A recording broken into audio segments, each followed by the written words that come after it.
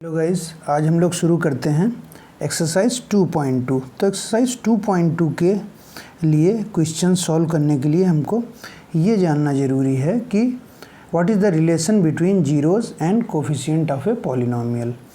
तो जीरोज़ और जो कोफिशिएंट होते हैं पॉलिनोमियल, उनका क्या रिलेशन होता है।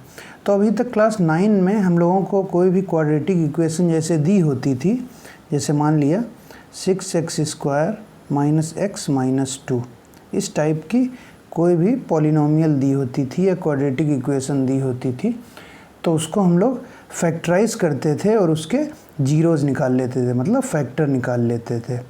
ठीक है, तो मान लेते हैं ये एक पॉलिनोमियल है हमारी px।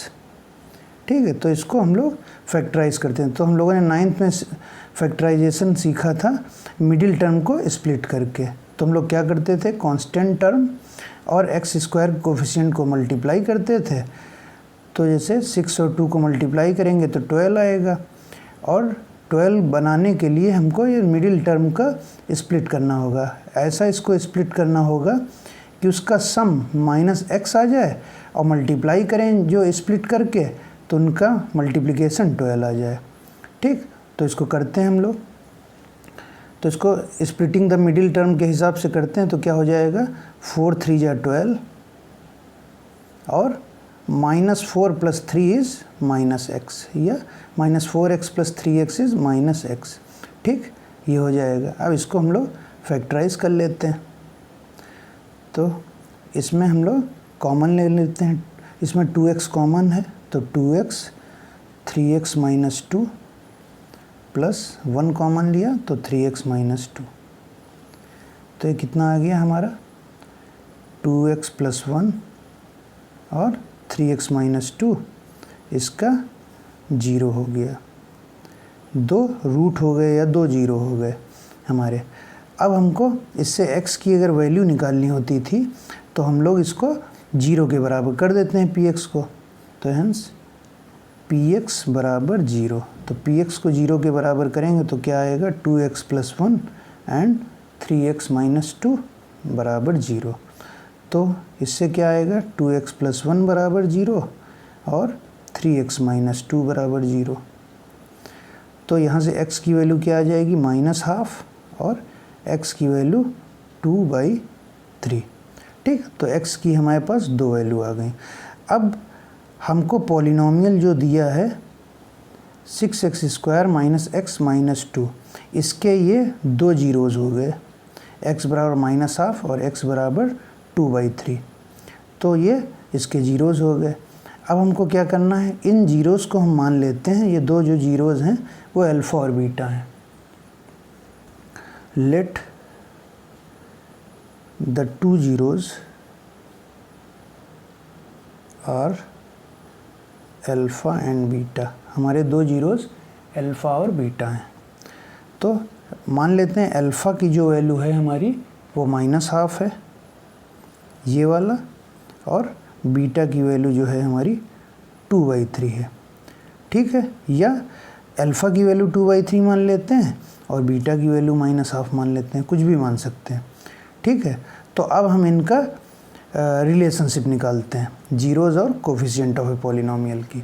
ठीक है, हाँ, तो हम लोग क्या करेंगे, तो अब हम लोग देखते हैं कि जब ये हमारे जो जीरोज़ आए हैं इनका सम ऑफ जीरोज़ निकालते हैं। सम ऑफ जीरोज़ और प्रोडक्ट ऑफ जीरोज़, यही हम लोगों को एक्सरसाइज 2.2 के क्वेश्चंस में करना है। सम ऑफ जीरोज़ क्या हो गया, अल्फ़ा + बीटा, और प्रोडक्ट ऑफ जीरो क्या हो गया, अल्फ़ा × बीटा। तो अल्फ़ा + बीटा की वैल्यू क्या होगी, -½ अल्फ़ा की वैल्यू -½ है और बीटा की वैल्यू 2/3। ठीक है, तो एलसीएम हम लोग ले लेते हैं। तो क्या आएगा, एलसीएम लेने के बाद 6 आ गया एलसीएम हमारा। तो ये कितना हो गया, 2 3 जा 6 -3 प्लस 3 2 जा 6 और 4, तो कितना आ गया हमारा, 1/6। तो ये अल्फ़ा + बीटा की वैल्यू हमारी आ गई 1/6, और अल्फ़ा × बीटा की वैल्यू क्या होगी, अल्फ़ा की वैल्यू है -½ और बीटा की वैल्यू है 2/3। तो ये 2 से 2 कैंसिल हो गया, तो ये कितना बचा, -1/3। ठीक है, अब हम लोग देखते हैं इनका जो कोफिशिएंट हैं हमारे पॉलिनोमियल के, उससे क्या रिलेशन होता है। तो हमारा जनरल फॉर्म क्या होता है क्वाड्रेटिक पॉलिनोमियल का, ax² + bx + c, ये होता है। और जो हमने अभी पॉलिनोमियल अपनी यूज़ की थी, ली थी, वो क्या थी, 6x² - x - 2। अब इन दोनों को हम लोग कंपेयर करते हैं। तो यहाँ से ऑन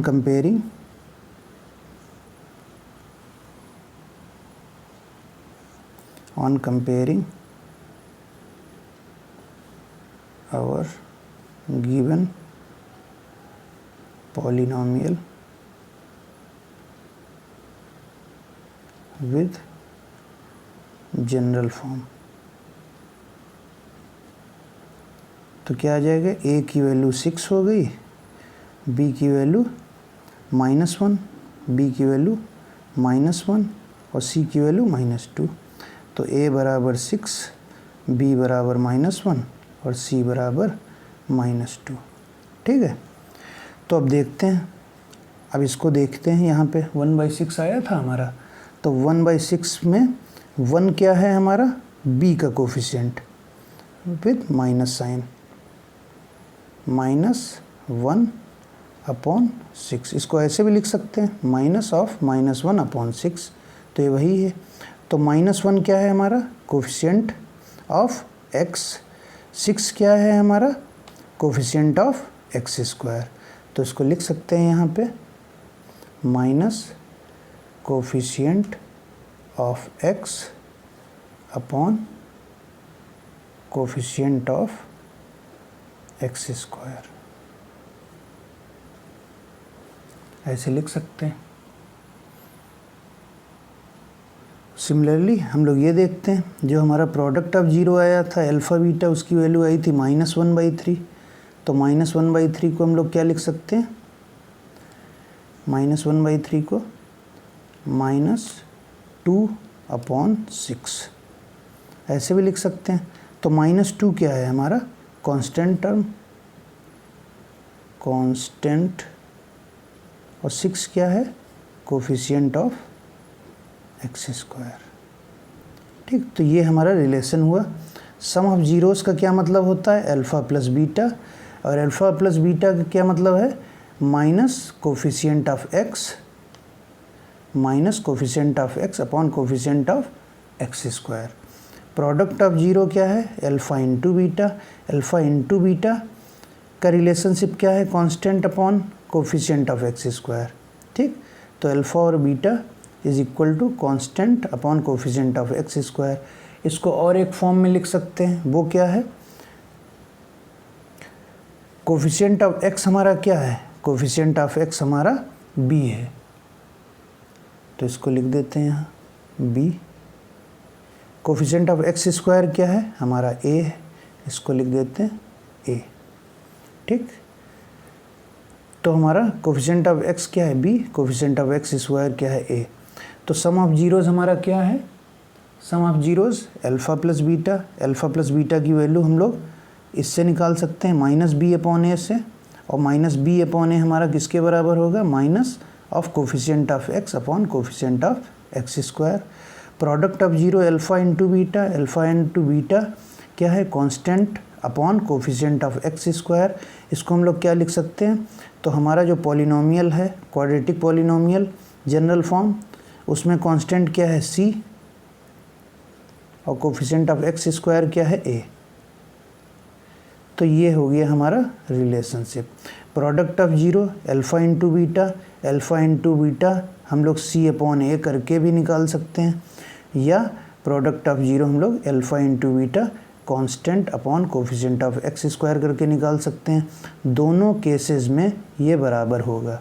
ठीक, तो this is the relationship between zeros and coefficient of polynomial. ये कैसे आई थी वैल्यूज़, ये हमारे जीरोज़ से वैल्यूज़ आई थी। यहाँ पे अल्फ़ा प्लस बीटा में हमने जीरोज़ की वैल्यूज़ रखी थी, अल्फ़ा की जगह जीरोज़ और बीटा की जगह जो हमारा जीरो आया था, और प्रोडक्ट में भी अल्फ़ा की जगह हमने जो हमारा जीरो आया था और बीटा की जगह जो 0 आया था हमने उसको सॉल्व किया था, तो ये वैल्यूज़ आई थी।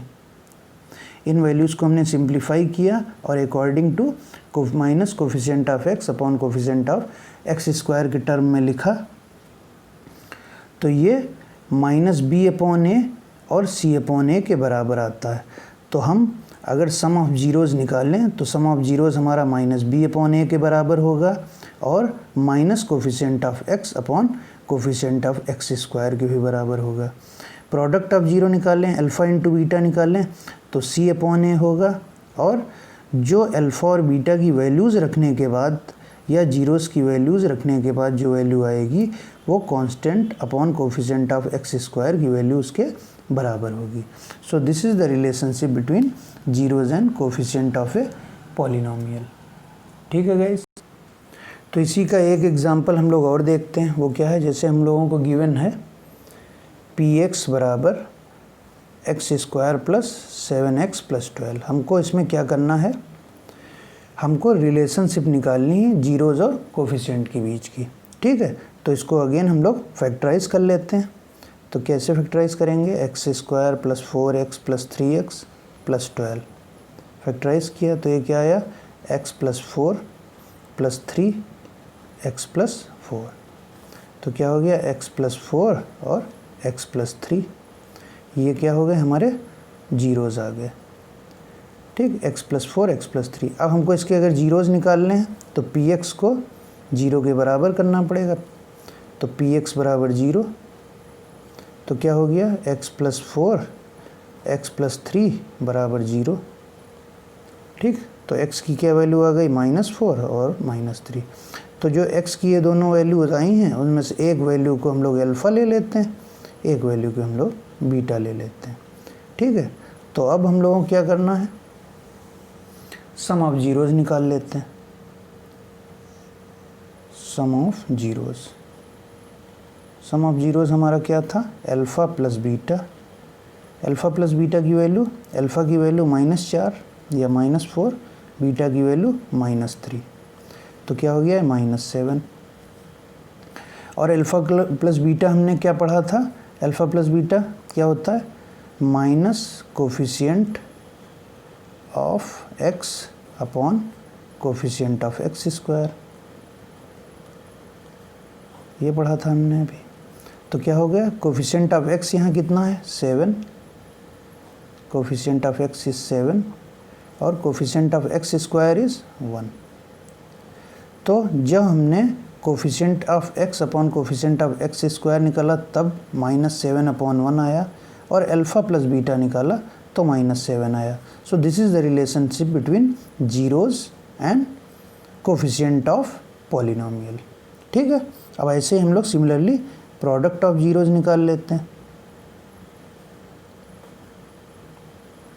प्रोडक्ट ऑफ जीरोज़ हमारा क्या होगा, अल्फ़ा इंटू बीटा।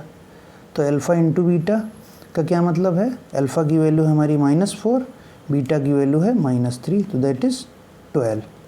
ठीक, और हम लोगों ने कोफिशिएंट के हिसाब से इसका क्या फार्मूला होता है, क्या होता है, constant upon coefficient of X square.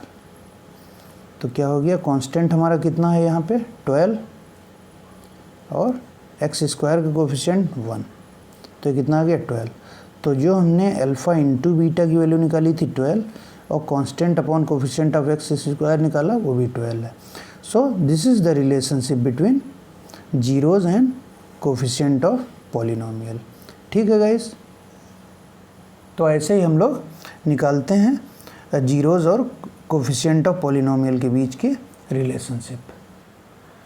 तो इसको हम लोग थोड़ा सा और सिंप्लीफाई कर लेते हैं और आसानी से समझने के लिए। तो सम ऑफ जीरोज़ क्या होता है हमारा, सम ऑफ जीरोज़ बराबर अल्फ़ा प्लस बीटा बराबर minus coefficient of x upon coefficient of X square. तो कोफिशिएंट ऑफ एक्स क्या होता है हमारा, b upon coefficient of X square is a। अगर ये -b अपॉन a कैसे आता है, अगर हमारा क्वाड्रेटिक पॉलिनोमियल का general form ax square plus bx plus c बराबर 0 है तो, ठीक। अगर हमारा जनरल फॉर्म ये है तो x का कोफिशिएंट b और x स्क्वायर का कोफिशिएंट a, तो माइनस b/a। सिमिलरली हम लोग प्रोडक्ट ऑफ जीरोस निकाल लेते हैं। तो product of zeros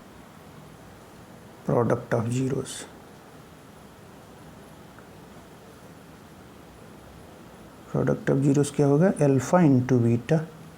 alpha into beta को हम लोग कैसे निकालते हैं, constant term upon coefficient of X square, ठीक।